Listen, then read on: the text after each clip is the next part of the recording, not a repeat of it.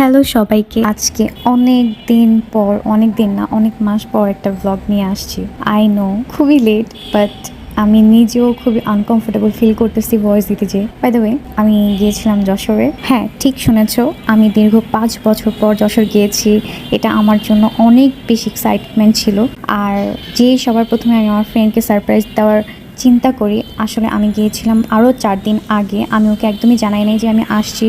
সবার প্রথমে আমি আমার বোনের শ্বশুরবাড়িতে একটা বিয়ের প্রোগ্রাম অ্যাটেন্ড করি, অ্যান্ড দেন প্ল্যানিং করি ওকে যে সারপ্রাইজ দিব। তারপর আমার ভাগ্নি দুটাকে নিয়ে আমি চলে আসছি ওদের বাসায়। আর আন্টিকে দেখে আমার এত বেশি লজ্জা লাগছিল, কারণ অনেক বছর পরে। তারপর আমরা সোজা চলে যাই ওকে সারপ্রাইজ দেওয়ার জন্য। মানে আমি জাস্ট ওয়েট করছিলাম যে কখন ওর সাথে আমার দেখা হবে আর ও সারপ্রাইজ হয়ে যাবে, ওর রিয়াকশনটা কেমন হবে, এটাই জাস্ট দেখার অপেক্ষায়।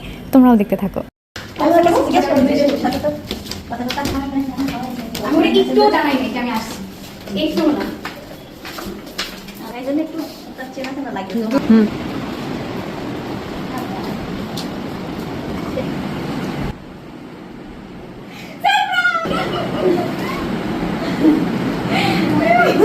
আমি 3 দিন হয়েছে আসছি, আমি জানাই নেই তোমাকে, কারণ আমি ওয়েটিংয়ে ছিলাম। আমি কেমন লাগলো?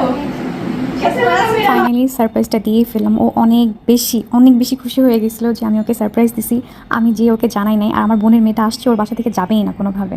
কি দোস্ত, আমি যে তোকে এসে সারপ্রাইজ দিলাম, তোর কেমন লাগলো? আমারও দেখা যাচ্ছে, তোর দেখা যাচ্ছে না। কালকে বলবি? এক্সট্রিমলি সরি আমার এত জঘন্য হাসির জন্য। বাই দ্য ওয়ে, তারপরের দিন আমরা আবার ওদের বাসায় যাই। তারপর আমরা সন্ধ্যার সময় ঘুরতে বের হই। ওখানে একটা মেলা হয়েছিল, সেখানেও গিয়েছিলাম অনেক বছর পরে। আর এখানে আমার একটা ফেভারিট রোড আছে, সেটা একটু পরে তোমরা দেখতে পারবে। রোডটার নাম হচ্ছে প্যারিস রোড। আর ওখানে আমরা একটু আড্ডা দিই, একটু ঘুরি, আইসক্রিম খাই, এগুলো করি আর কি। তারপরে আমাদের এখানে একটা মেলা হচ্ছিল, এটাকে কি বলে, উদ্যোক্তা মেলা ছিল। ওখানে আমরা যে একটু টুকটাক ঘোরাফেরা করি, একটু ভিডিও করি, একটু মেমোরি রাখার জন্য আর কি। আর বিশেষ করে আমার এই ব্লগটা বানানোর বিশেষ কারণ হচ্ছে যে আমি এই সুন্দর মেমোরিটা আসলে নষ্ট করতে চাইনি। তাই ভাবলাম কোনো রকম ভয়েস ওভার দিয়ে আমি মেমোরিটা আমার পেজে আপলোড দিয়ে রাখি। তারপর আমার গাছপ্রেমী বান্ধবী, সে তো সবার আগে মেলায় যেয়ে গাছই দেখবে, কারণ তার বাসায় অনেক গাছ, তার ছাদ, তার বারান্দা সব কিছু ভরা। এটা হচ্ছে তার বারান্দার ক্লিপ নিয়েছিলাম, সো দ্যাট তোমরাও জানতে পারো সে কি পরিমাণে গাছপ্রেমী একজন মানুষ। যদিও আমি অনেক পছন্দ করি, কিন্তু ওর মতো এত সুন্দর করে মেনটেন আমি করতে পারি না। তবে হ্যাঁ, একদিন করবো ইনশাআল্লাহ। তারপর একটু রেস্ট নিয়ে আমরা চলে যাই রুফটপে। যে দেখি ড্রাগনের তো একটা কি বলবো বাগান বানাই ফেলছে। এখান থেকে মানে ফ্রি সবসময় খাওয়া যাবে, কারণ এটাতে নাকি অলওয়েজ থাকে।